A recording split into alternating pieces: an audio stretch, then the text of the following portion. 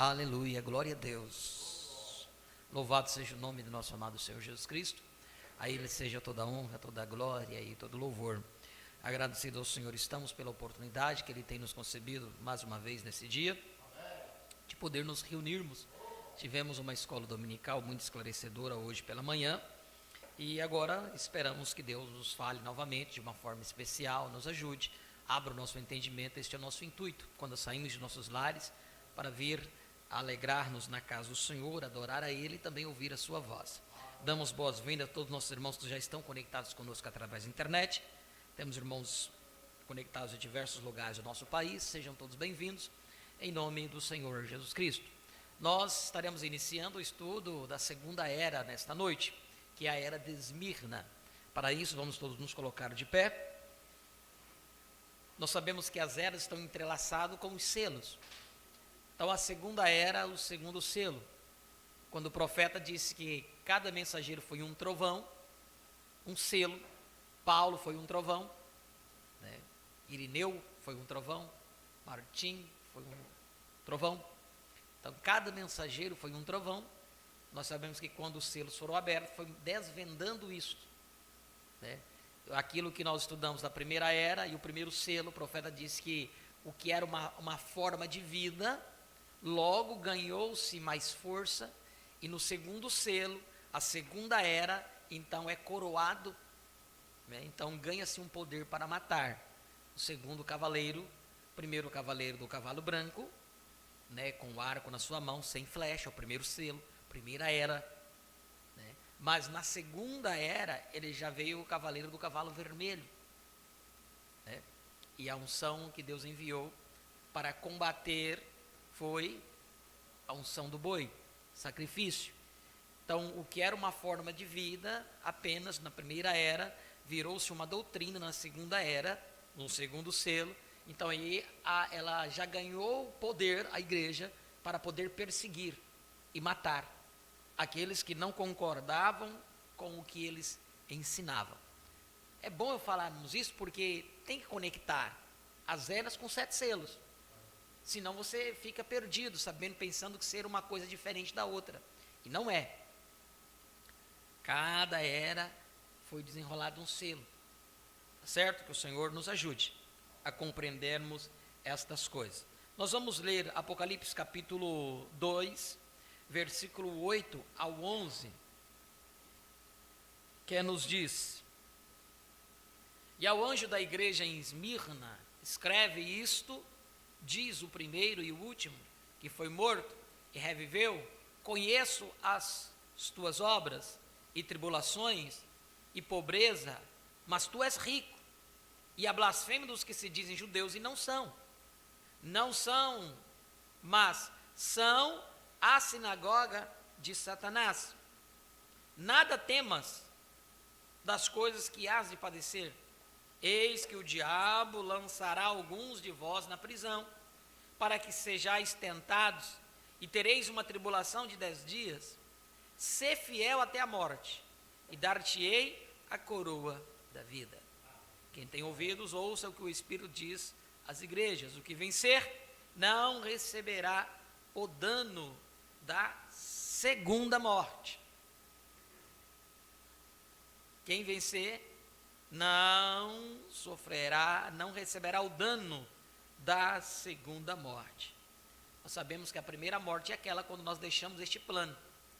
A segunda morte é aquela que deixará de existir corpo, alma e espírito. Separação eterna, lago de fogo, né? Até Caim vai ter que ressuscitar. Os que ressuscitaram junto com Jesus foram aqueles que morreram mediante a lei, guardando a mensagem do dia em que eles estavam vivendo. Eles guardaram a fé, então eles ressuscitaram com Jesus. Mas aqueles que não guardaram, eles não ressuscitaram. Ressuscitarão para o juízo, o julgamento do trono branco. Então, ali sim haverá o dano da segunda morte. Por isso que a Escritura diz: aquele que vencer não receberá o dano da segunda morte. Amém? Que o Senhor abençoe a sua palavra em nossos corações. Fechemos nossos olhos, oremos ao Senhor. Pai, em nome de Jesus Cristo, Nós te agradecemos por esta oportunidade que tu nos concedes, Senhor Jesus, de estarmos aqui na tua presença com os teus filhos, reunidos em teu santo nome, para tão somente alimentar as nossas almas com a tua santa palavra. Ajuda-nos, ó Pai, faça-nos dignos da tua presença, que tu possas, ó Deus bendito, conceder a porção que cada um de nós temos necessidade nesta noite. Que cada um de nós, ó Pai, possamos colocar a mão dentro daquela panela dourada e tirar aquilo que nós temos necessidade. Se é cura, ó Pai, conceda cura aos teus filhos. Se é libertação, conceda libertação. Se é abertura do entendimento, conceda-lhes a abertura dos seus entendimentos. O teu Espírito Santo é o único que pode fazer todas estas obras em nossas vidas, nos curar, nos libertar, ó Deus bendito, e abrir o nosso entendimento para compreender o programa que nós estamos vivendo hoje, um programa atual, ou aquilo que tu estás requerendo de cada um de nós, Deus. Abençoe a cada um dos teus filhos que lutaram e venceram, e aqui estão, ó Pai, para entrar na tua presença com louvores, para estar na tua presença, para ouvir a tua voz. E aqueles que também conosco estão conectados através da internet, derrame sobre suas vidas, sobre seus lares, sobre suas famílias, ó Pai, tudo aquilo que eles tenham necessidade.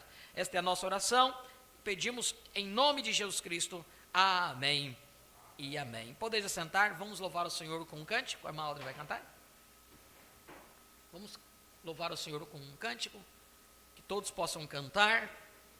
Enquanto isso, vocês preparam o livro das 7 eras, na página 91, que vai ser o capítulo 4, né, do livro Uma Exposição das 7 Eras. Louvemos ao Senhor, cantemos a Ele.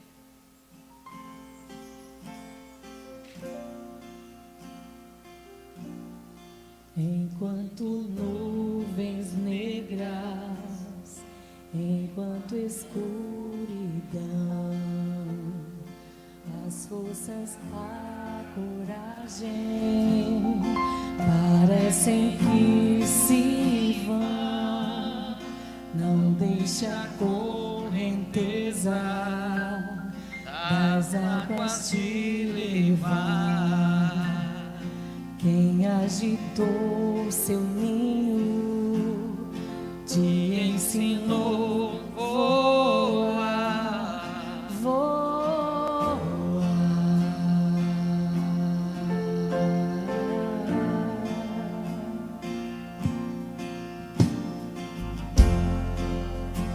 O Criador de tudo, as nuvens soprará.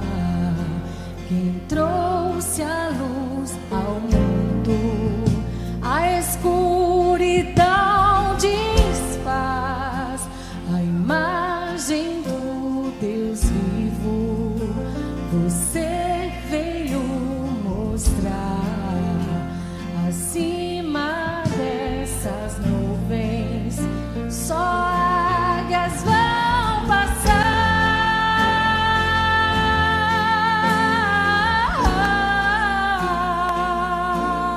Somente creia, Ele veio nos provar que somos um povo ungidos, feitos pra reinar.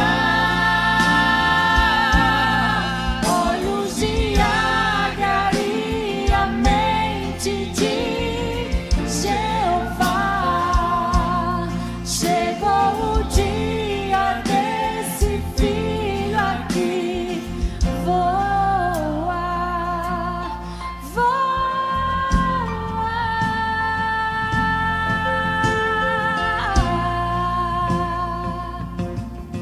Enquanto nuvens negras, enquanto escuridão,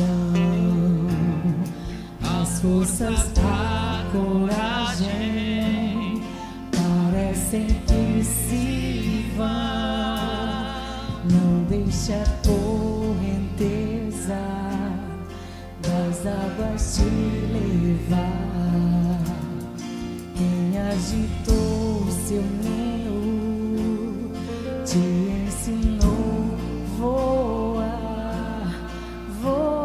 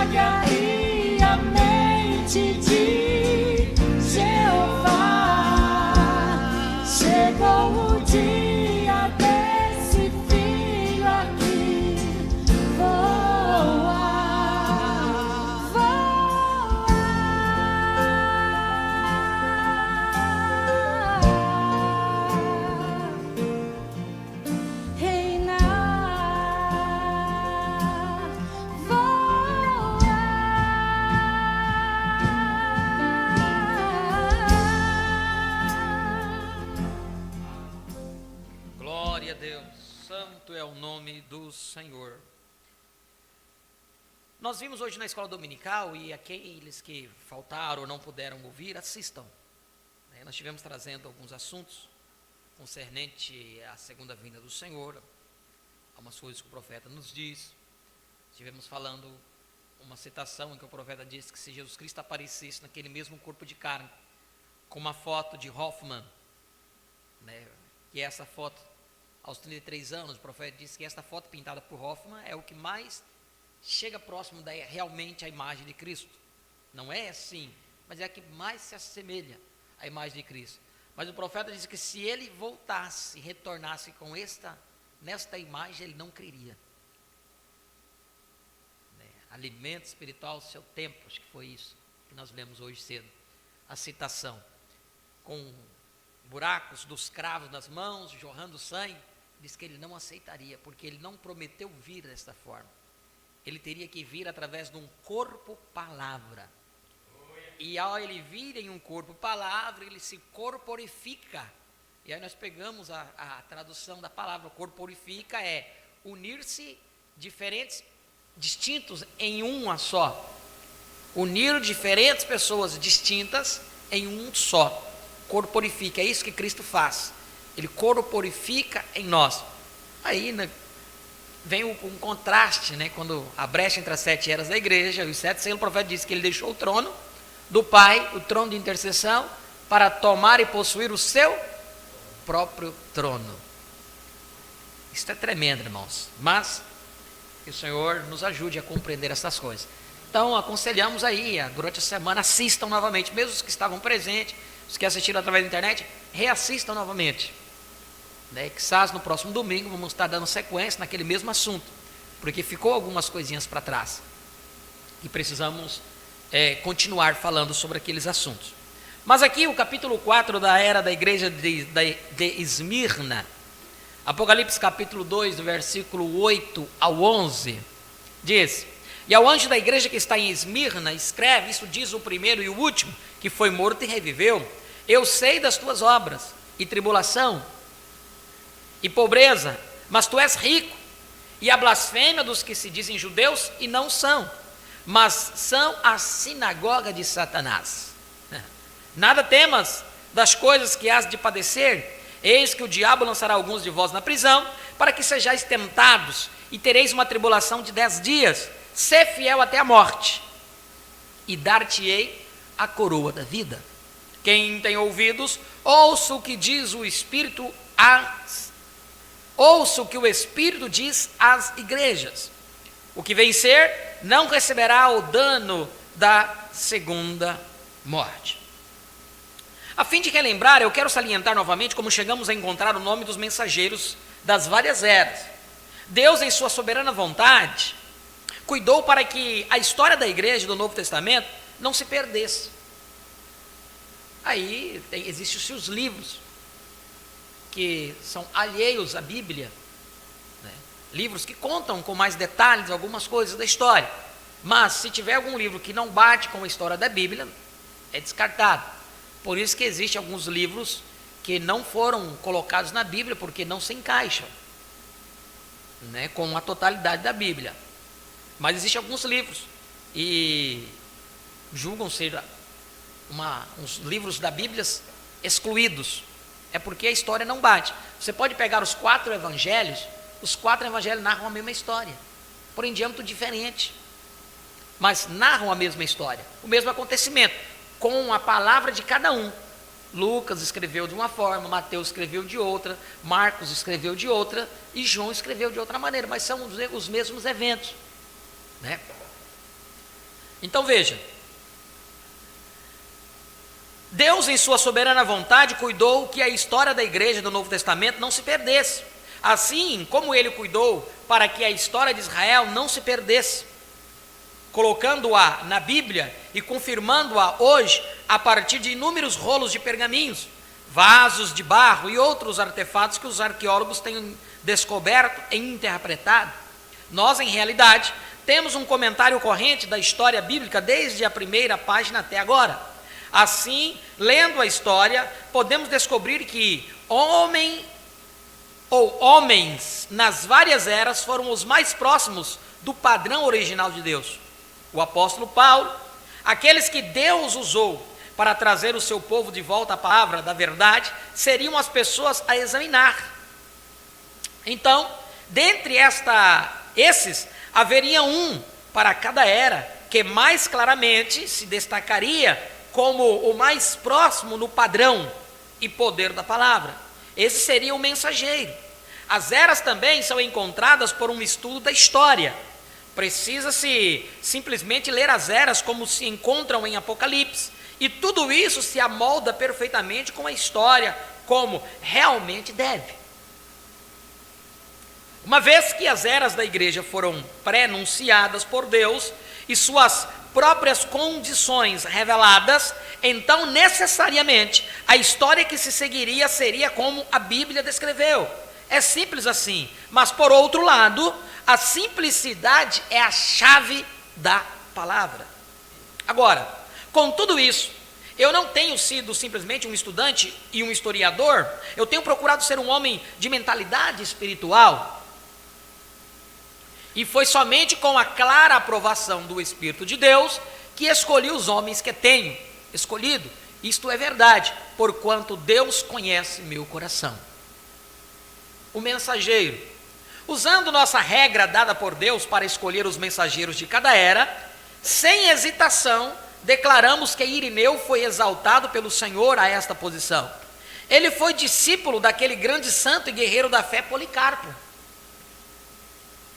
E ele foi discípulo daquele grande santo e guerreiro da fé Policarpo. E não há dúvida de que enquanto assentava-se aos seus pés deste grande homem, ele aprendeu as virtudes cristãs que fluíam da sua vida consagrada. Olha só, Irineu sentado nos pés de quem? De Policarpo. Mas ele aprendeu com Policarpo, mas Policarpo não foi. E mais na frente o profeta vai dizer por que Policarpo não foi escolhido como mensageiro da segunda era. E não há dúvida de que enquanto assentava-se aos pés desse grande homem, ele aprendeu as virtudes cristãs que fluíam de sua vida consagrada, pois Policarpo foi um dos santos verdadeiramente ilustres de todas as eras, quando observado à luz de uma vida irrepreensível. Nossa, ele tinha uma vida irrepreensível, consagrada. Mas o que fez dele cair, não ser o mensageiro? Vamos ver aqui mais para frente. Você recordará da sua própria leitura que Policarpo foi martirizado, velho demais para fugir, e um homem sincero demais para permitir que o outro o escondesse e depois sofresse a pena por agir assim. Ele entregou-se à morte. Ele não permitiria ninguém esconder ele, para que ele não carregasse essa culpa de ter sido escondido por alguém. Vê que homem íntegro.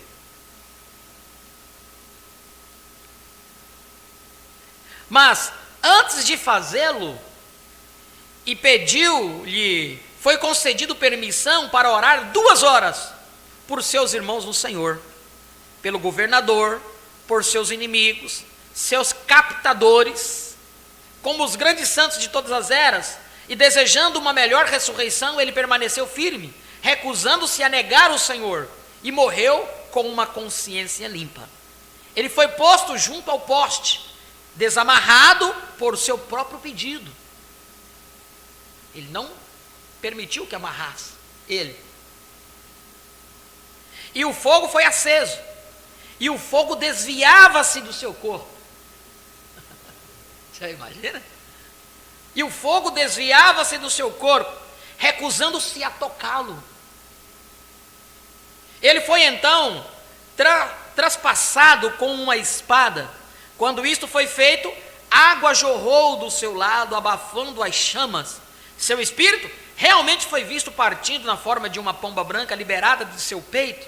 Entretanto, apesar de todo este grande testemunho, este estudante de João, o revelador, não foi um militante contra o sistema nicolaíta, pois ele próprio inclinou-se à organização. Um homem piedoso, um homem íntegro, mas ele inclinou-se à organização.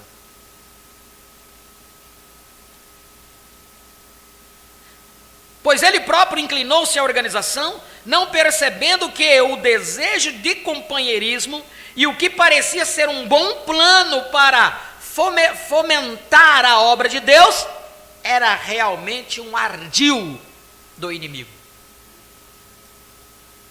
Como que ele foi laçado pelo nicolaítismo? Porque o plano de uma união, de estar junto, podia ajudar a fomentar a obra de Deus, a levar o evangelho, a crescer, mas esta ajunta, esta reunião, este ajuntamento era um ardil, como diz, arapuca, uma armadilha do inimigo. Entretanto, apesar de todo este grande testemunho, esse estudante de João, o revelador, não foi um militante contra o sistema nicolaíta, pois ele próprio inclinou-se à organização, não percebendo que o desejo de companheirismo e o que parecia ser um bom plano para fomentar a obra de Deus era realmente um ardil do inimigo.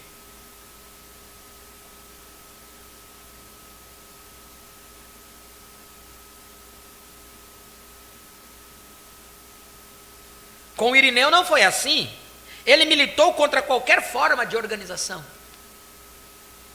Além disso, a história de sua vida, na qual ele serviu ao Senhor, foi de muita manifestação do Espírito Santo, e a palavra era ensinada com incomum clareza e conformidade com seus preceitos originais. Sabe-se que suas igrejas na França tinham os dons do Espírito entre elas, pois os santos falavam em línguas, profetizavam, ressuscitavam os mortos, curavam os doentes pela oração da fé.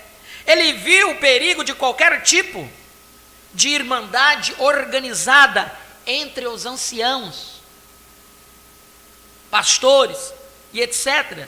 Ele solidamente defendeu uma igreja local unificada. Solidamente defendeu uma igreja local unificada. Não igreja sobre igreja. É aí onde entra a organização, o nicolaítismo. Você tem uma central, você tem um bispo regional, um bispo nacional e assim vai. Isso é linguagem denominacional. Você pode achar que não é, mas é uma organização. É um sistema nicolaíta. Então o que Irineu defendeu? Ele viu o perigo de qualquer tipo de irmandade organizada entre os anciãos, pastores e etc.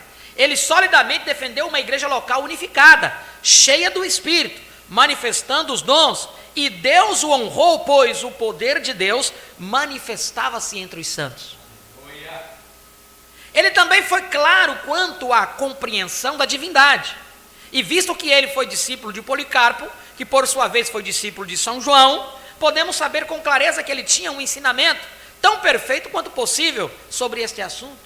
No volume 1, página 412, dos Pais Antinicemos, isso é um livro de história, da história da igreja. No volume 1, página 412 do Pais Antinicenos, temos essa declaração dele sobre a divindade. Todas as outras expressões do mesmo modo revelam o título de um único e mesmo ser, o Senhor do poder, o Senhor, o Pai de todos, Deus Todo-Poderoso, Altíssimo, Criador, Feitor e outros semelhantes. Esses não são nomes e títulos de uma sucessão de diferentes seres, mas de um único e mesmo ser. Ele mostrou claramente que estes são apenas títulos, como Rosa de Saron, resplandecente estrela da manhã, mais formoso dentre os milhares, etc. Também não há senão um Deus. Seu nome é Senhor Jesus Cristo. Irineu ensinava isso. Desta forma, com a sua estrita adesão à palavra, sua maravilhosa compreensão da Escritura e a assistência do poder de Deus sobre esse ministério, ele é a escolha certa para a era.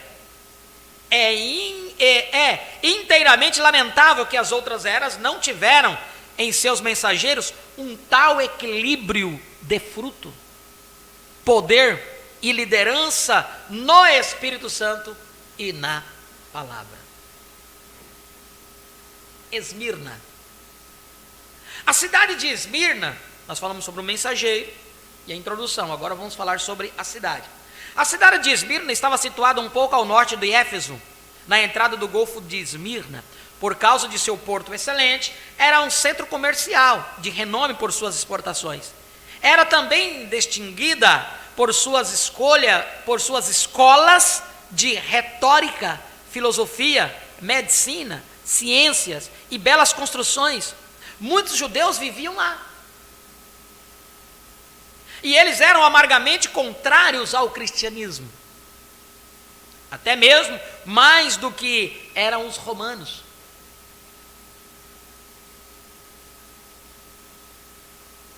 De fato, Policarpo, o primeiro bispo de Esmirna, foi martirizado pelos judeus. E disse que eles profanaram o seu dia santo, sábado, para carregar a madeira que formaria sua pira fúnebre.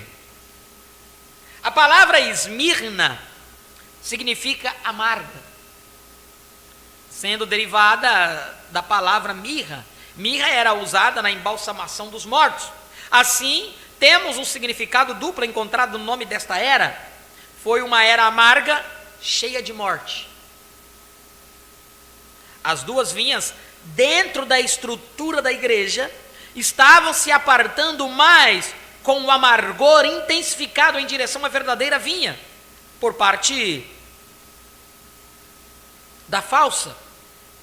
A morte não era apenas a semente da falsa vinha, mas até mesmo na verdadeira vinha havia uma paralisia e impotência progressivas, porque já tinham se desviado da verdade, não adulterada dos primeiros poucos anos após Pentecostes. E nenhum verdadeiro crente é mais forte e espiritualmente saudável e vivo do que o seu conhecimento dá. E adesão à pura palavra de Deus, como visto através de inúmeros exemplos no Velho Testamento. A organização estava crescendo a passo acelerado, confirmando e aumentando a morte do grupo de membros, porque a liderança do Espírito Santo fora deposta e a palavra substituída por credos, dogmas e um ritual feito pelo homem. Eu trouxe aqui junto o meu rascunho sobre o segundo selo. Quando estávamos estudando, eu tenho um rascunho daquilo que nós lemos, eu marcava e anotava. É a mesma coisa do que estamos falando aqui. O que era uma forma de vida, foi dado voz a esta forma de vida. Uma doutrina foi levantada. Então coroaram alguém. Então a partir daí iniciou-se o quê? Uma perseguição. Então, a organização estava aumentando. E por que a organização estava aumentando? Porque aqueles que tinham que guardar a palavra esmoreceram.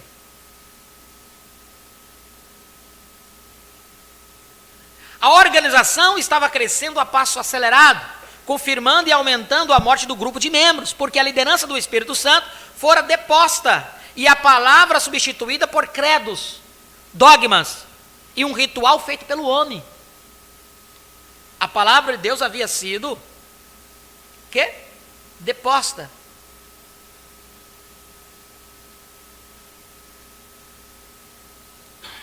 Tirada, deposta é tirada para fora.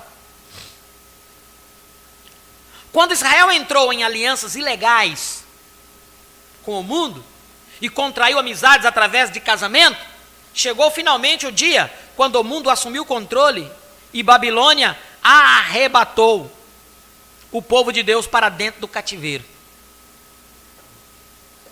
Agora, quando entraram para o cativeiro, eles entraram tendo um sacerdócio, um templo e a palavra. Porém, quando voltaram, eles tinham rabinos, uma ordem teológica de fariseus, uma sinagoga e o Talmud, que é um livro,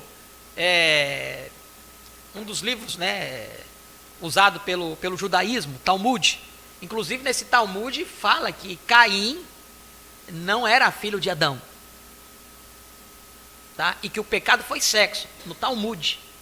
O livro do judaísmo fala sobre isso. E quando Jesus veio, a semente da serpente que lemos, foi hoje pela manhã? Não lembro? Não. Foi ontem, terminando a era, né, a era de Éfeso. O profeta falou sobre a semente da serpente. E quando Jesus veio, eles estavam tão corrompidos que ele chamou-os de seu pai, o diabo. E isto apesar deles serem de Abraão, segundo a carne. Nesta era, nós vemos a mesma coisa acontecendo. Entretanto, visto que todo Israel não é Israel, há uma grande cilada se preparando. Há uma grande cilada se preparando. Porque uma vez que você sabe sobre isto, uma vez que você sabe que nem todo Israel é Israel, quem estão hoje sobre posse de Israel, não tem promessa de Deus. Qual é a promessa de Deus com os judeus?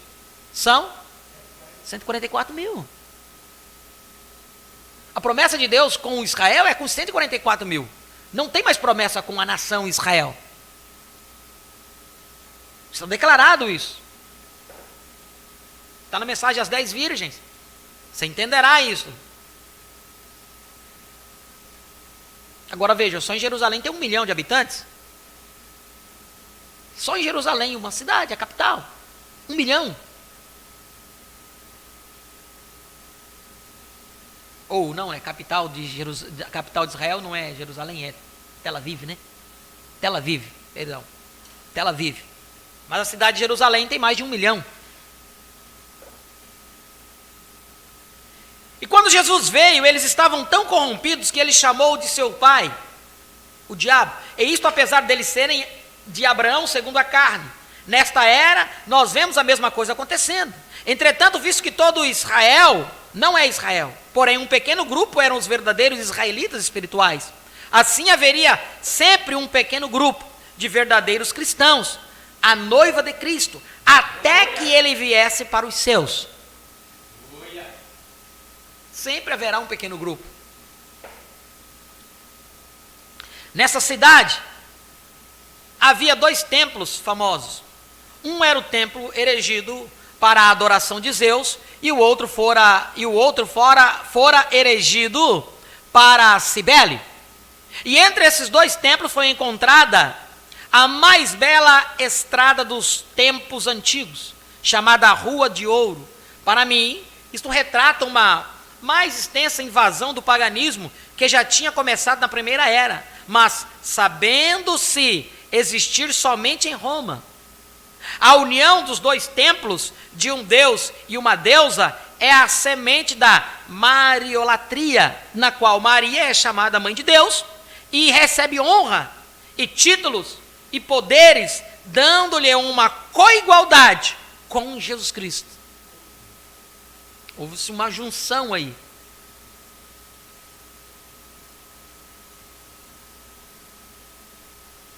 Zeus e Cibele. Deuses pagãos, mudaram-se apenas o nome.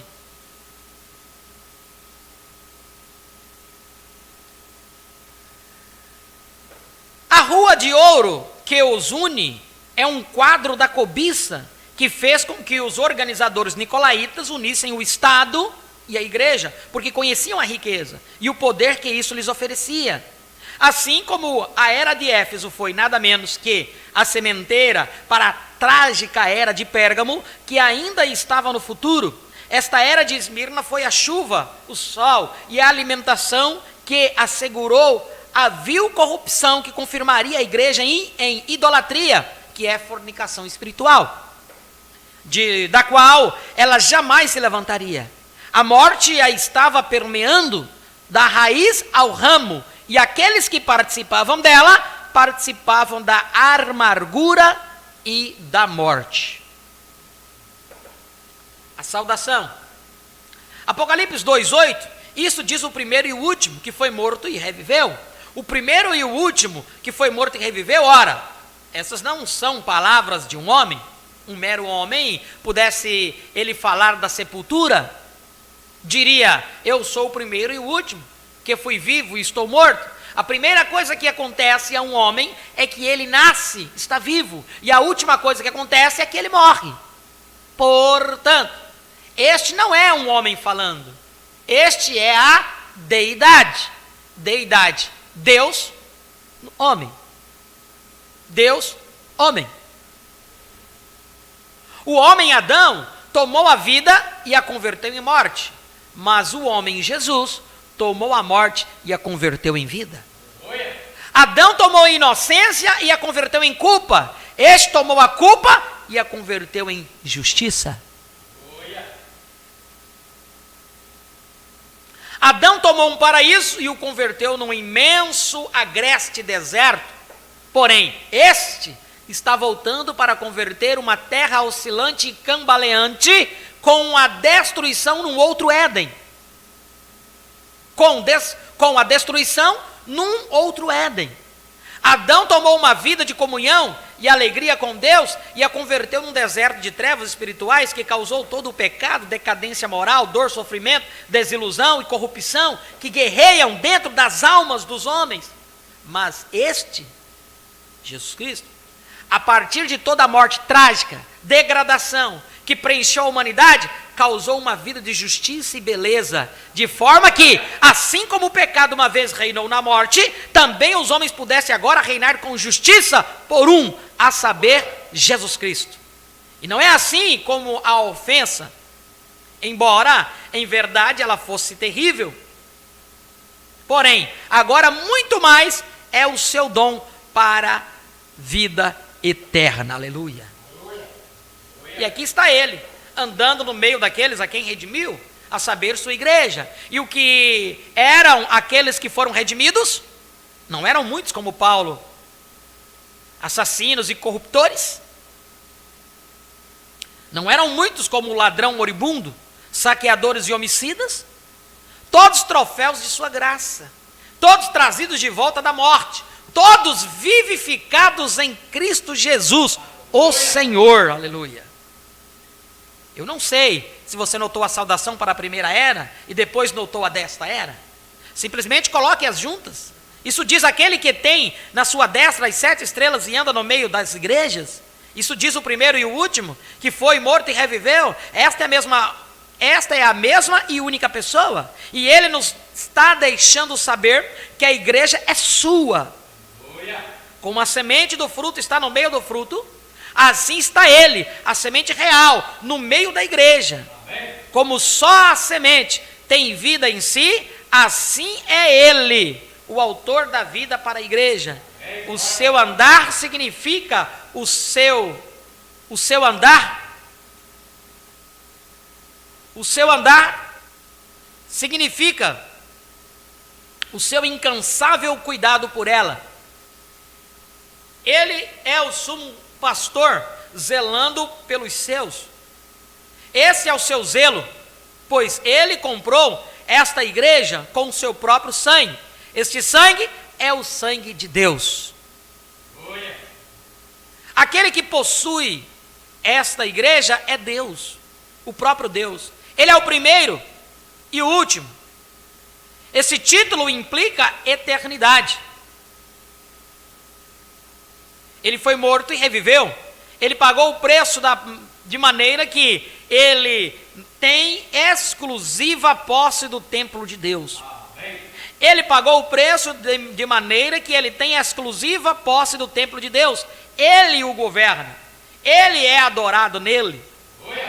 Ele se ressente de qualquer um que assuma a direção de seu domínio e autoridade, sem dúvida. A razão pela qual ele se apresenta a cada era como a deidade, Deus homem, é para advertir. É para advertir e confortar as pessoas. Ele adverte a falsa vinha e conforta a verdadeira vinha. Esse é o único verdadeiro Deus Todo-Poderoso. Ouça-o e viva.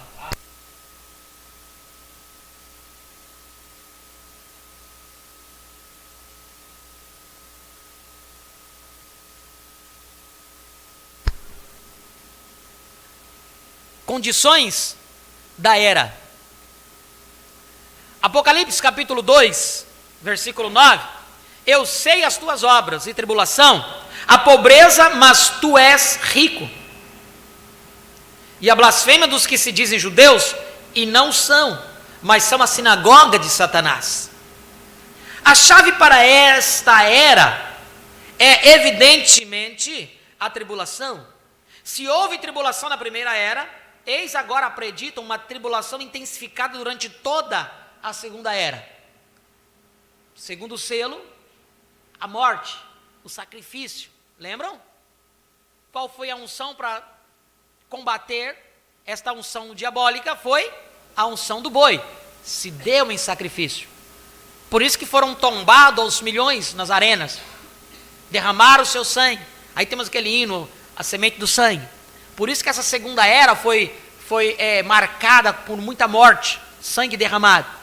Segundo cavaleiro. A ele tinha sido dado poder para isso. Estão entendendo, irmãos?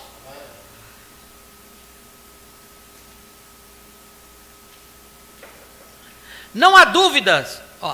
A chave para esta era é evidentemente a tribulação. Se houve tribulação na primeira era, eis agora preditam uma tribulação intensificada durante toda a segunda era. Não há dúvida de que as seguintes palavras de Paulo referiram-se à multidão de cristãos onde quer que estivessem no mundo e em cada era. Hebreus capítulo 10, versículo 32 ao 38. Lembrai-vos, porém, dos dias passados em que, depois de serdes iluminados, suportastes grande combate de aflições.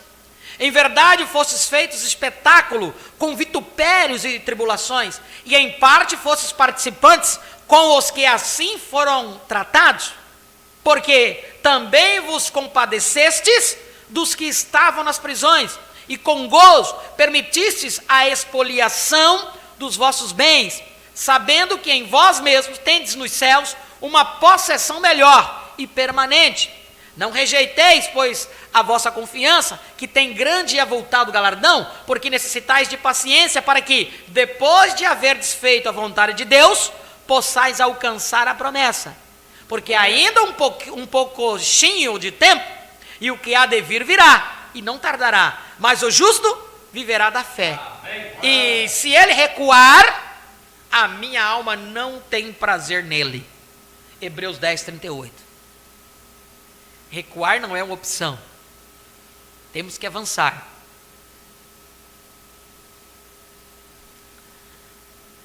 A mera associação de pessoas de bom coração com o verdadeiro crente poderia muito bem acarretar a morte em troca de bondade deles. Vocês lembram dos primeiros selos? Eu só estou fazendo uma correlação, irmãos. Nós já lemos esse livro na íntegra, apenas lendo, não comentando nada. Mas não podemos deixar essas coisinhas. Vocês lembram que na primeira era, eles começaram a perder o amor no final? Pois tem contra ti, porque perdeste, deixaste cair, perder o primeiro amor. Lembra-se de onde caíste. Se não, brevemente virei e tirarei o teu catiçal, a tua coroa. O profeta no livro dos selos, onde nós estudamos, nós vimos que os crentes da primeira era eram pessoas humildes, simples. E o evangelho tornou-se de proporção, alcançando pessoas de situações financeiras melhores. Então eles reuniam-se em catatumbas, em porões. Mas aquelas pessoas, quando enxergaram o evangelho, né, vieram com posses. Então começaram a ajudar financeiramente. E essas pessoas que começaram a ajudar financeiramente começaram a receber posições destacáveis no meio do povo. Por isso que o profeta está dizendo aqui, a mera associação de pessoas de bom coração, não é que eles eram ruins, eles eram bons. Você imagina, uma pessoa milionária recebe o evangelho, crê, ele vai ver uma pessoa numa situação, ele não vai ajudar? Vai ajudar. Só que o problema está aí, que começaram a olhar para aquelas pessoas com mais estima. Aí foram colocados como bispos. Vocês se lembram disso? Aí eles foram colocados como posições, né? E aí foi perdendo o foco da coisa. E quando os que eram espirituais viram que, peraí, mas está errado a coisa. O que eles fizeram? Expulsaram eles para fora, jogaram para fora. Mataram a reputação daqueles e jogaram, os que eram espirituais. Por quê? Aí a apostasia entrou por completo. Era tudo um plano de Satanás, para quê? Para que ele pudesse adentrar e tomar um trono, que aconteceu na segunda era, para que assim ele pudesse matar. Amém? Entenderam isso? Relembrando, interligando.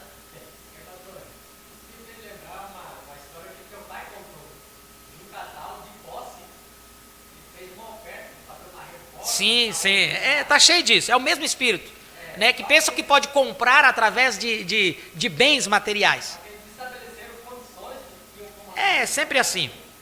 Então vamos lá. A mera associação de pessoas de bom coração com o verdadeiro crente poderia muito bem acarretar a morte em troca da bondade deles. Agora, o Senhor Deus Todo-Poderoso diz: eu sei. Lá está ele andando no meio do seu povo, lá está ele, o sumo pastor do rebanho, porém ele retém a perseguição. Ele estava lá no meio do povo, mas aí ele detém a perseguição? O profeta fez uma pergunta. Ele detém a tribulação? Não. Você pode ver que as duas eras, ele diz: eu sei das suas tribulações, eu sei do teu sofrimento, eu sei da tua fraqueza, eu sei do que está acontecendo, das provas. Não, ele não faz. Ele simplesmente diz: eu sei a tua tribulação. Por isso que José diz: onde está o Deus desse povo? Que eles estão morrendo, comidos pelos leões, e esse Deus aí está de braço cruzado. O profeta disse isso.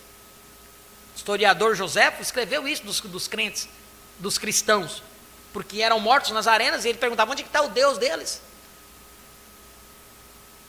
Não sabendo que eles estavam ungidos com aquela unção, para derramar o seu sangue, tombar nas arenas. Era uma unção que Deus havia dado para eles, e eles tinham que cumprir a unção. E ele detém a tribulação? Não. Ele não faz. Ele simplesmente diz: eu sei a tua tribulação. Eita glória. Eu não estou de maneira nenhuma desatento ao teu sofrimento.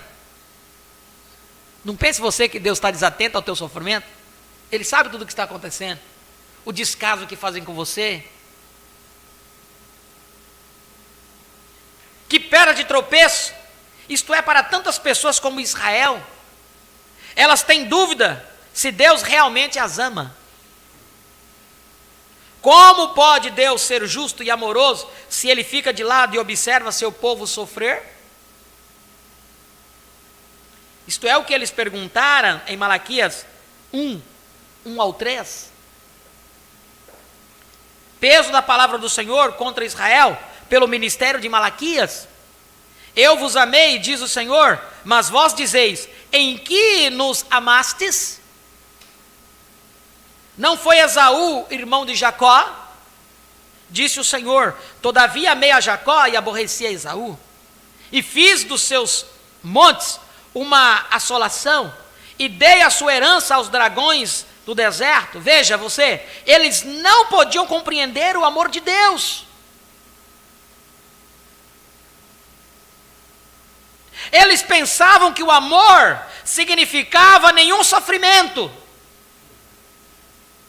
Eles pensavam que amor significava um bebê com o cuidado dos pais. Mas Deus disse que seu amor era amor eletivo. Aleluia! Amor eletivo. A prova do seu amor é a eleição. Visto que não importava o que acontecesse, seu amor era verdadeiramente comprovado pelo fato deles terem sido elegidos para a salvação. por vos ter Deus elegido para a salvação em santificação do Espírito e fé da verdade. Ele pode entregar você à morte como fez com Paulo. Ele pode entregar você ao sofrimento como fez com Jó. Essa é prerrogativa dele. Você vai contestar com Deus? É prerrogativa dele.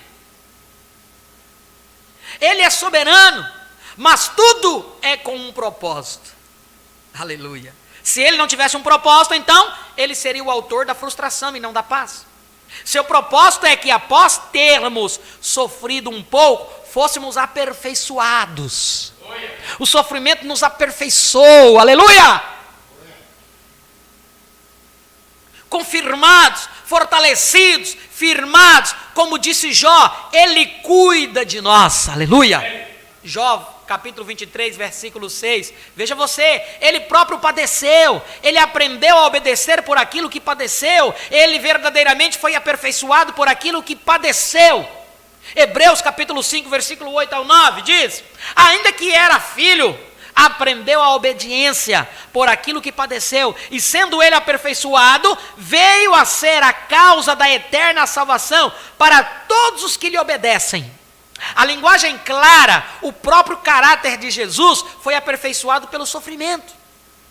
E de acordo com Paulo, ele deixou para a sua igreja uma medida de sofrimento para que eles também, por meio de sua fé em Deus, enquanto padecendo por ele, chegasse a um lugar de perfeição.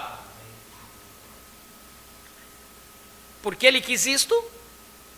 É uma pergunta. Por que ele quis isto?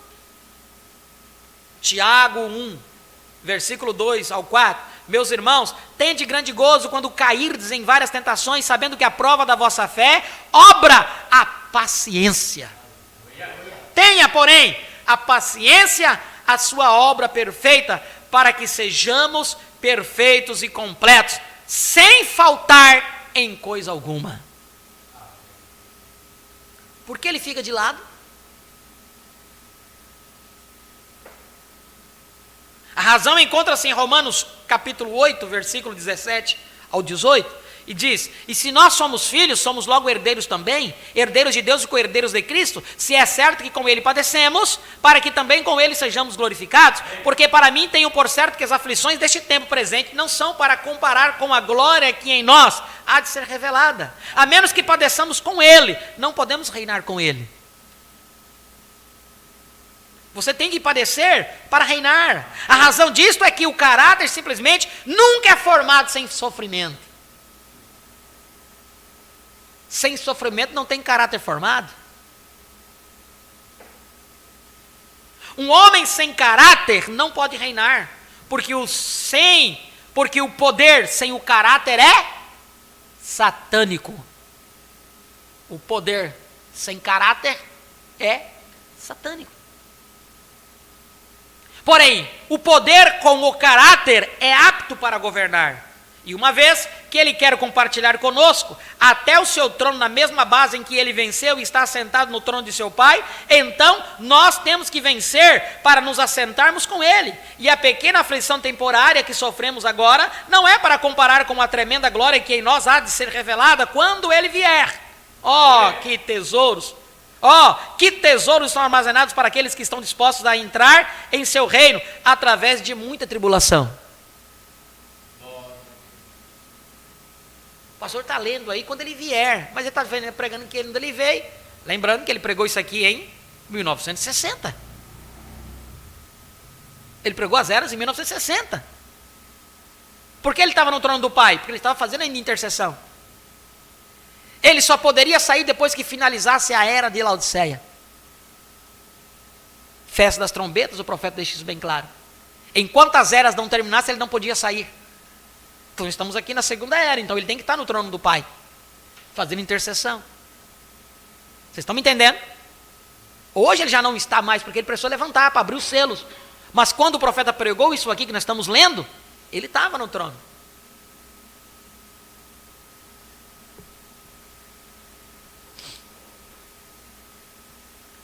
Não estranheis a ardente prova que vem sobre vós para vos tentar. Isto é o que Pedro diz. É estranho que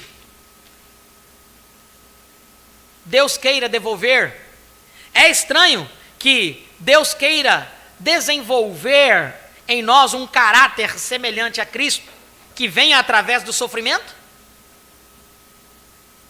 Não, Senhor. Todos nós temos provas, todos nós somos provados e corrigidos como filhos. Não há um que não passe por isto. Provas. A igreja que não está padecendo, não está sendo provada, não tem isto, não é de Deus. Hebreus capítulo 12, versículo 6. Porque o Senhor corrige o que ama e açoita a qualquer que recebe por filho. Mas se estáis sem disciplina, da qual todos são feitos participantes, sois então bastardos e não filhos. Agora, esta condição especial em Esmirna deve ser aplicada a cada era. Não há nenhuma era livre disto. Não há nenhuma era livre disto. Não há nenhum verdadeiro crente livre disso. Isto é de Deus. Esta é a vontade de Deus. É necessário. Precisamos do Senhor para nos ensinar a verdade que devemos padecer e ser semelhantes a Cristo ao cumprir isto. O amor é sofredor, é benigno. Mateus 5, versículo 11 ao 12. Bem-aventurados sois vós, quando vos injuriarem e perseguirem, e mentindo, disserem todo mal contra vós, por minha causa. Exultai e alegrai-vos, porque é grande o vosso galardão nos céus.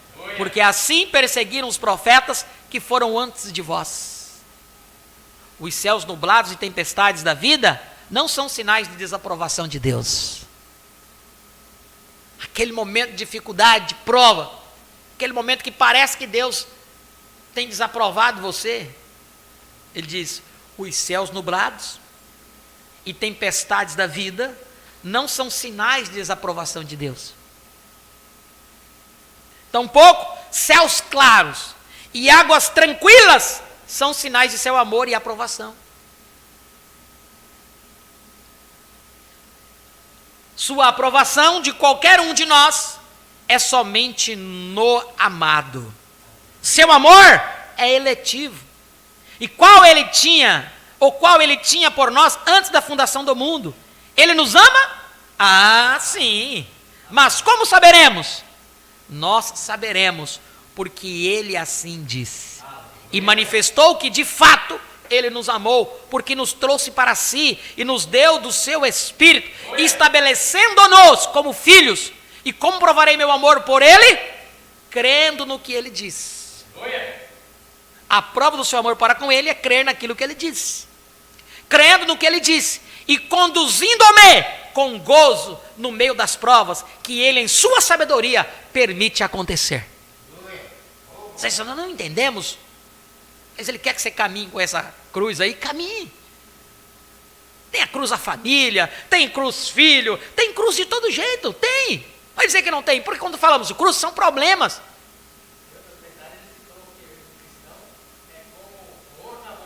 Ele tem que ser provado, ele tem que ser limpo. Então as provas vêm para isso.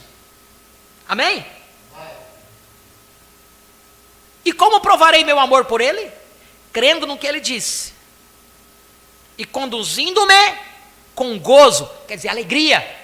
Lembra daquela irmãzinha que foi levar o prato de comida para o marido jogou, não vou comer essa lavagem não, vai fazer outra para mim, 2 horas da manhã, imagina. Eu tinha levado cabada de vassoura de todo jeito, mas a irmãzinha não, ela foi lá, voltou, cantando, dizendo, eu vou levando a minha cruz. Quando ela voltou, o testemunho dela converteu aqueles homens. É isto, é levar com alegria a desaprovação, a tribulação. Ah, eu não vou levar desaforo para casa. Não, porque comigo tem que ser assim, bateu, levou. É assim que é o cristão? Você não entende o porquê, irmãos? Até a nossa atitude, muitas vezes, transforma o nosso ambiente de trabalho? A nossa atitude. Nossa atitude. Ao expressar um pouquinho de amor, ao expressar o amor de Cristo,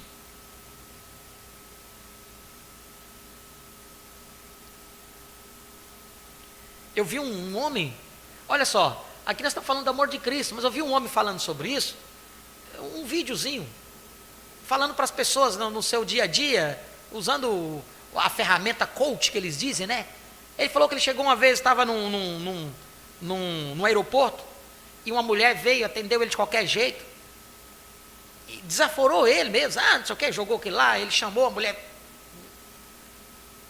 Aí a mulher dele, a esposa dele, falou, não, vamos levantar e vamos embora. Ele falou, não, calma. Ele disse, não, calma, deixa. Aí ele foi, chamou a moça, pediu, a mulher foi lá, trouxe tudo. Aí ele levantou, foi lá pagar a conta, para a moça. Falou, moça, olha, muito obrigado pelo seu atendimento. Né? Muito obrigado pelo seu atendimento. Deus te abençoe. Eu não sei qual o problema que você está passando na sua vida, mas sabe de uma coisa? Tudo tem um tempo, e isso que você está passando não vai passar. Quando ele falou isso para a mulher desabou chorando. Às vezes nós não entendemos, não nos conduímos com o outro. O profeta disse que você vai orar por uma pessoa, pelo enfermo, você tem que sentir o que ele está sentindo. Não é assim que o profeta diz?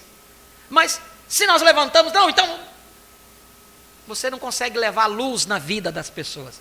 O homem falando isso, ensinando no terreno as coisas, que muito cristão leva na cara isso, porque não sabe tratar as pessoas, não sabe discernir. Então, Deus permite certas coisinhas acontecerem na nossa vida, né? E às vezes a gente somos tão contaminados pelo mundo, que a frieza do mundo contagiou você, que você não se compadece do outro. Não se compadece.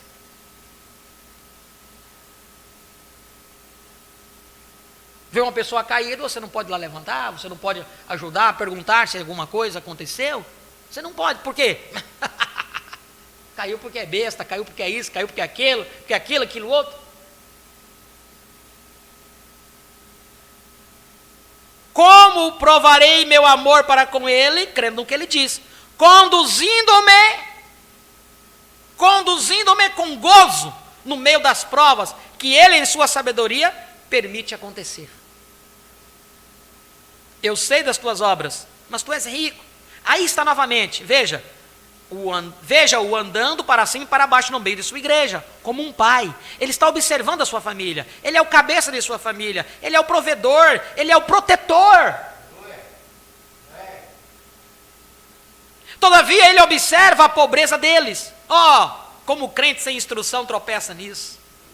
Como pode Deus suportar, observar os seus num tempo de necessidade, simplesmente não parar aquilo tudo? Tropeçam nisso.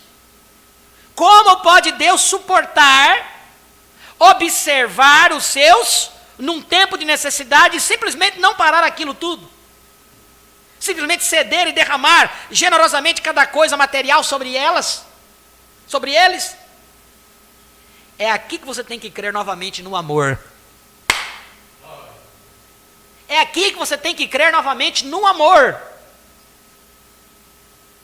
E bondade e sabedoria de Deus, isso também é necessário. Recorde que ele a demonstrou. Não vos inquieteis pelo dia de amanhã, pelo que haveis de comer, pelo que haveis de vestir. Vosso Pai sabe das coisas de que necessitais. Aquele que veste o lírio e alimenta o pardal, fará muito mais por vós. Estas coisas físicas não são as verdadeiras necessidades básicas da vossa vida. Pois a vida de um homem não consiste das coisas que ele possui, mas de preferência buscai primeiro o reino de Deus e a sua justiça.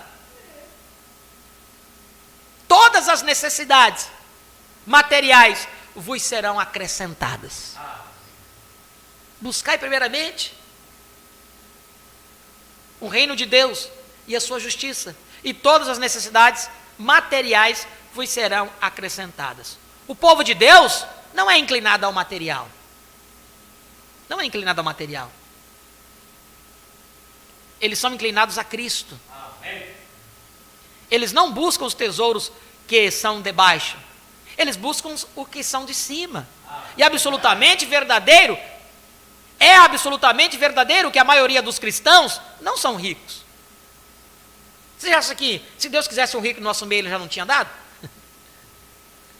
Aí crente, eu já vi crente jogando na Mega Sena, eu vi crente jogando no bicho, crente da mensagem, eu vi, na fila do jogo do bicho. Eu vi, estou te falando que eu vi. Quizás está pensando, não, eu vou fazer uma fezinha aqui, eu vou ganhar porque eu vou fazer a obra de Deus. Deus não quer isso. Tampouco Deus precisa do teu dinheiro. Deus não precisa do teu dinheiro. Quem acha que Deus precisa do teu dinheiro, você é um pobre miserável. Quem é o dono de tudo? Sabe o que Deus dá? Deus nos dá oportunidade de sermos agradecidos com Ele. Ele não te obriga. Você o faz por gratidão a Deus. É isso que o faz. Gratidão. É absolutamente verdadeiro que a maioria dos cristãos não são ricos. Mas exatamente, eles estão no lado podre, no lado pobre, perdão. Mas exatamente eles estão no lado pobre. Foi assim nos dias de Jesus. Isso foi verdade nos dias de Paulo e deve ser verdade hoje. Isto foi verdade nos dias de Paulo e deve ser verdade hoje. Isso não é tão verdade hoje, porque a era de Laodiceia é uma era de vasta riqueza, onde frequentemente o critério da espiritualidade é a abundância de bens terrenos.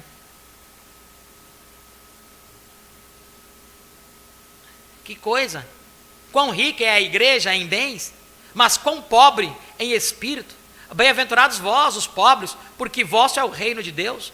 O reino de Deus não é comida nem bebida, não é material, ele está dentro de nós. Um homem rico é rico em Deus, não em coisas mundanas. A pessoa se apega tanto com essas coisas da terra, é apegado com aquilo, nossa, aquilo, não se perder aquilo, pronto, perdeu a vida.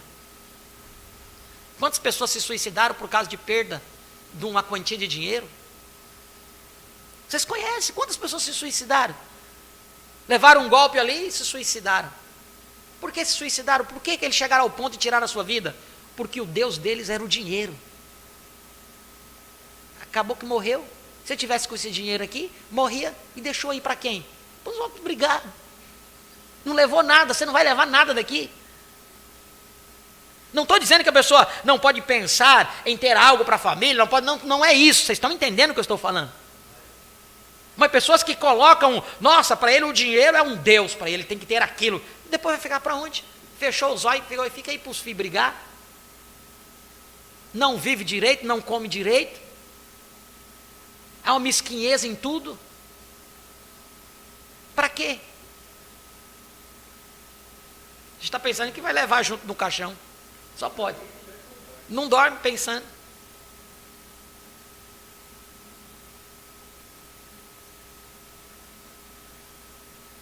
Foi assim nos dias de Jesus.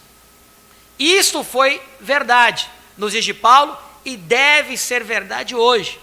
Isso não é tão verdade hoje, porque a era de Laodiceia é uma era de vasta riqueza, onde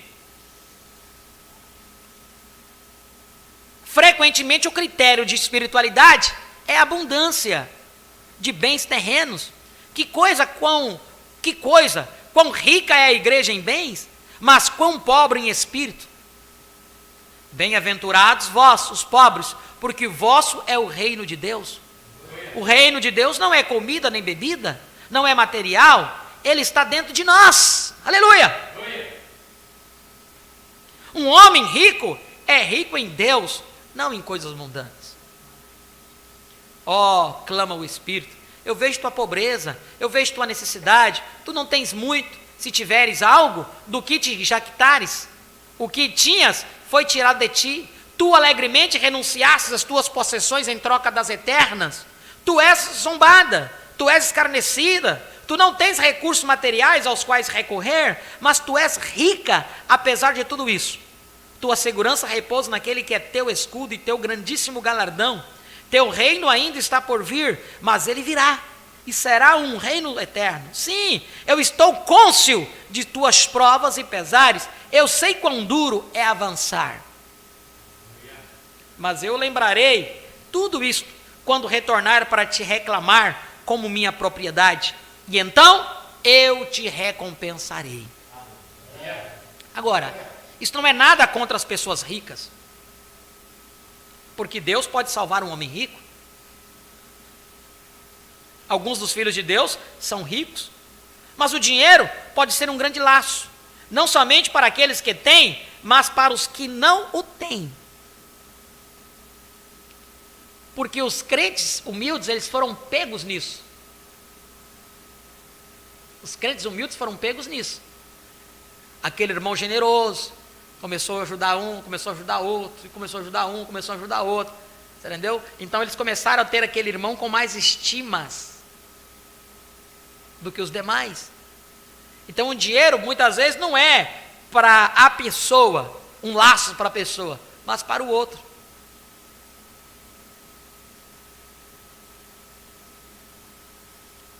Alguns dos filhos de Deus são ricos, mas o dinheiro pode ser um grande laço, não somente para aqueles que têm, para aqueles que o têm, mas para os que não têm.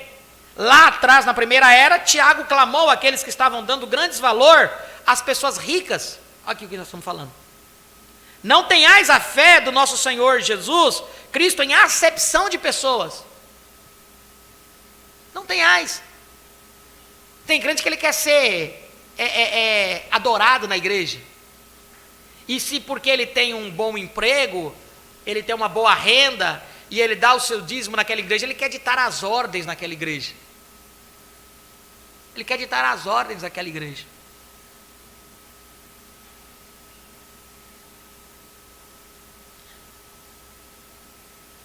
Os pobres ali estavam procurando adular os ricos a fim de obterem ajuda. Adular os ricos a fim de obterem ajuda, em vez de confiar em Deus.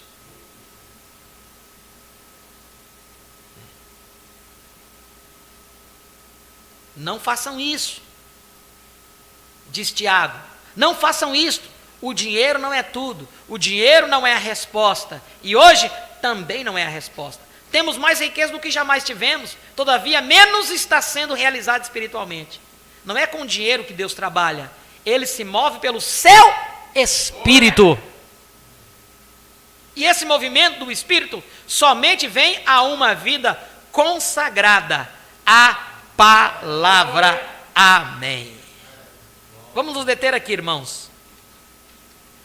Visto que o próximo capítulo é a sinagoga de Satanás, é um pouco mais extenso. Não conseguiríamos terminar aqui, eu acredito, antes das 9h30. Não conseguiríamos terminar. Então vamos deixar para o próximo culto, né? Paramos na página 99. Uma exposição das 7 eras. Poderia fazer muitos mais comentários aqui, que eu tenho muitas anotações aqui do lado, irmãos. Mas avancemos, para que assim nós possamos entender a realidade da coisa. Como diz o profeta, eu não tenho nada contra pessoas ricas. Entendeu? Problemas são os mais humildes, que podem se apegar naquilo, na riqueza do outro, né? E cria uma acepção, cria-se uma inveja, cria-se uma coisa ou outra. Irmãos, apenas agradeça ao Senhor, viva cada dia na presença dEle, procure viver um dia após o outro na presença de Deus. Apenas cuide disso. O povo fica naquela coisa, e fazendo uma coisa e fazendo outra. Sim, você pode trabalhar. O profeta diz, viva como se Cristo viesse hoje, né, uma palavra que ele disse, viva como se nós fôssemos levados hoje, mas trabalhe como se ele viesse daqui a 100 anos. O que estamos apenas esperando hoje? Nós estamos esperando o nosso arrebatamento. Nós não sabemos. Pode acontecer de hoje para amanhã, pode acontecer agora mesmo, mas pode acontecer daqui 10 anos, daqui 100 anos, nós não sabemos. O que nós precisamos é viver a cada momento como se ele viesse agora, como se nós fôssemos subir agora. Porque da forma que você for tirado daqui da terra, é a forma que vai decidir. Se você vai estar na primeira ressurreição ou na segunda. A primeira ressurreição quer dizer dessa era, né? Ou você vai estar na segunda. Na ressurreição é subir no arrebatamento. Porque há algo aí dentro, como nós falamos hoje pela manhã, apenas uma mudança. Muitas vezes a pessoa pensa, o que é a ressurreição? Ah, porque tem que voltar, e eles têm que voltar naquele corpo, né, igual zumbis. Não, o profeta disse que só esse corpo terrestre, se esse tabernáculo terrestre se desfizer, nós temos um outro preparado. Eu li hoje pela manhã, o profeta disse que é só uma mudança. O irmão partiu aqui e já entrou no outro aqui, no outro corpo. É isso, nós lemos hoje pela manhã. Então, não é aquilo que as pessoas imaginam, porque o crente, ele tem vida eterna. Ele não pode morrer. Ele já tem vida. Que Deus nos ajude, irmãos. Amém? Feche os teus olhos neste momento, Pai. Em nome de Jesus Cristo, Senhor, muito obrigado por esses momentos que tivemos aqui, alimentando nossas almas com Tua Santa Palavra, lendo, conversando, dialogando sobre esses eventos, ó Pai das eras, o que aconteceu ali naquela segunda era, e tomando por exemplo para que não venhamos a cair nas mesmas dificuldades que os nossos irmãos tiveram, porque hoje nós temos um quadro aberto diante de nossos olhos. Cairmos aí seria uma bobeira para nós, porque já temos os exemplos, já foi declarado para nós, demonstrado como devemos estar. E o teu profeta disse que esses espíritos estariam repetindo-se novamente nesse tempo final. E a única forma de estarmos livres disso é estarmos conscientes de como eles venceram, para que nós possamos vencer também. Muito obrigado, Pai. Abençoe cada um dos teus filhos, abençoe os trabalhos dos teus filhos, porque ainda estamos aqui neste plano e precisamos comer, precisamos trabalhar, precisamos lutar. Ó Deus bendito, precisamos descansar, dormir, acordar e trabalhar, zelar pela nossa família, mas ainda assim estamos aguardando aquele momento sublime do nosso arrebatamento. Ei, glória, estamos aguardando, feliz, de coração contente, sabendo que aquele que começou a boa obra, ele vai aperfeiçoar, sabendo que tudo aquilo que ele tem requerido, nós temos buscado e cumprido os requisitos, ó Pai. Jó cumpriu, e por isso ele pôde receber a vitória.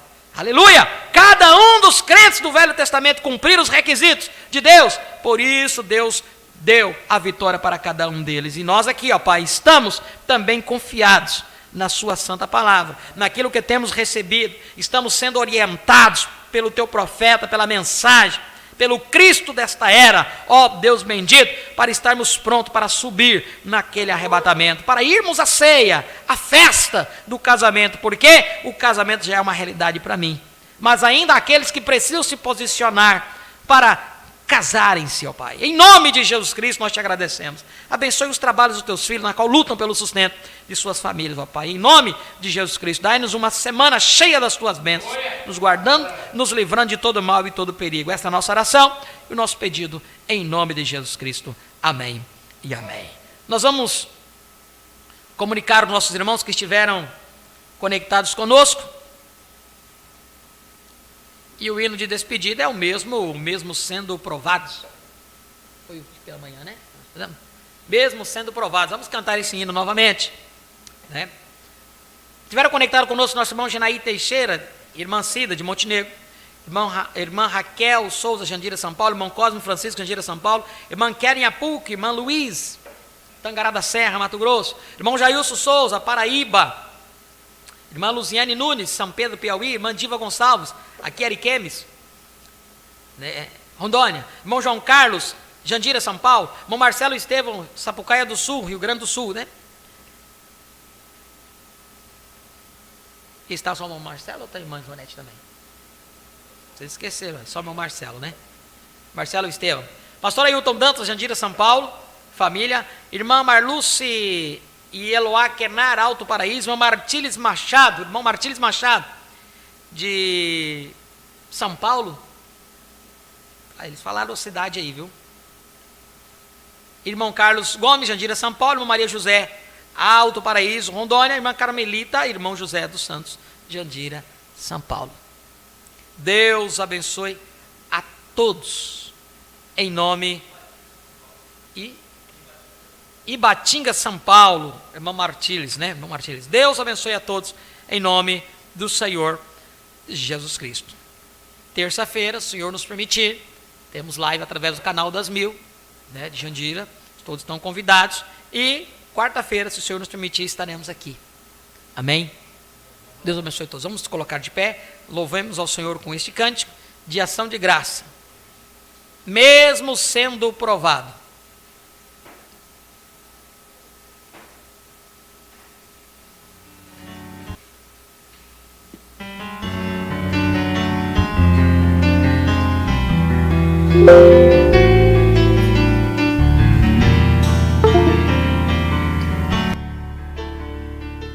Caminhando por fé e não por visão, olhamos para o invisível, ao Senhor Jesus Cristo, pois Ele prometeu que reinaremos com Ele. Mas o caminho para a glória é por sofrimento. Então quentes grande gozo quando caís em tentações, pois Ele apenas quer te trazer àquele lugar perfeito. Mesmo sendo provados e tentados, ainda que em meio a lutas podemos ter paz na mente, pois a prova de nossa fé opera paciência. Pois em meu vale mais baixo Ele restaura minha alma, Ele me dá forças para prosseguir.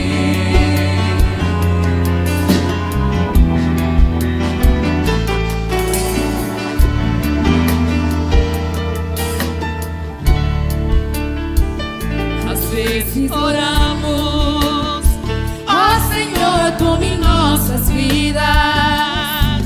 Não podemos prosseguir, não sabemos o que fazer, mas nessa hora encontramos uma árvore de zimbro.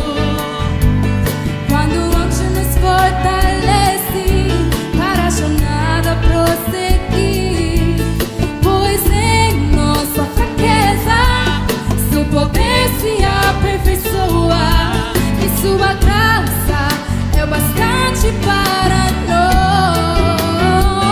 Mesmo sendo provados e tentados, ainda que em meio a lutas podemos ter paz na mente, pois a prova de nossa fé opera paciência. Pois em meu vale mais baixo Ele restaura minha alma, Ele me dá forças para prosseguir.